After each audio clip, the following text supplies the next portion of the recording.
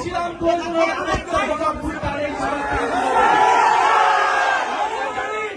তারা বিদ্যুৎ বন্ধ করে এখানে ককটেল ফুটিয়ে এনসিপির পদযাত্রাকে ঠেকাতে চেয়েছিল।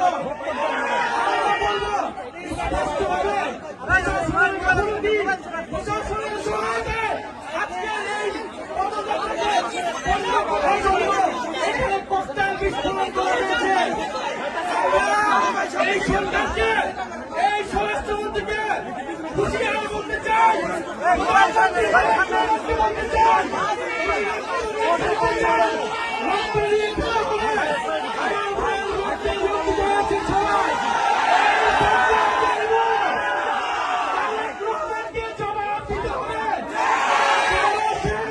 নিরাপত্তা নিশ্চিত করতে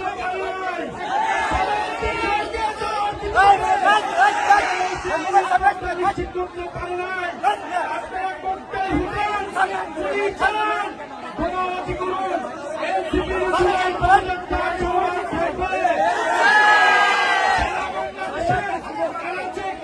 প্রত্যেকটা উপজেলায় আমরা জুলাই পদযাত্রা নিয়ে যাব, জনভোটের গণনায় বাস্তবায়ন করব, গণহত্যাকারীদের বিচার নিশ্চিত করব এবং সীমান্তের সুরক্ষা সহ তরুণদের কর্মসংস্থান সকল দাবি আমরা নিশ্চিত করব। আমরা হুঁশিয়ারি দিতে চাই, এই সরকার যারা দায়িত্বরত হয়েছে, পুলিশ প্রশাসন, ডিসি, কেন বিদ্যুৎ অফ হয়ে গেল, কিভাবে ককটেল বিস্ফোরণ হলো, সে কি করে, সে কি নিরাপত্তা নিশ্চিত করেছে এলাকাবাসী,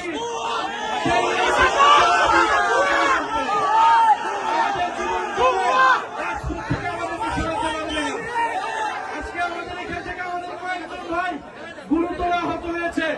আমরা এর বিচার চাই। যদি দ্রুত সময়ের মধ্যে এই তদন্তের বিচার নিশ্চিত না করা হয়, তাহলে এখানকার স্থানীয় প্রশাসন এবং এমপি তাকে জবাবদিহিতার আওতায় আমরা এনসিপির পদযাত্রা চলমান থাকবে। যত ভয়, ভীতি, বোমাবাজি, ককটেল সবকিছুকে উপেক্ষা করে আমাদের পদযাত্রা চলমান থাকবে এবং স্পষ্ট আজকের এই ককটেল বিস্ফোরণ, বোমা বিস্ফোরণ প্রশাসনের সহায়তায় হয়েছে। কেন বিদ্যুৎ বন্ধ করে দেওয়া হয়েছিল, বিদ্যুৎ বন্ধ করে দিয়েছিল, স্পষ্টভাবে আমাদেরকে খুন করার পরিকল্পনায় এখানে বোমা বিস্ফোরণ করা হয়েছে। বিচার চাই, কোন সন্ত্রাসীর ঠিকানা এই সাভারে হবে না।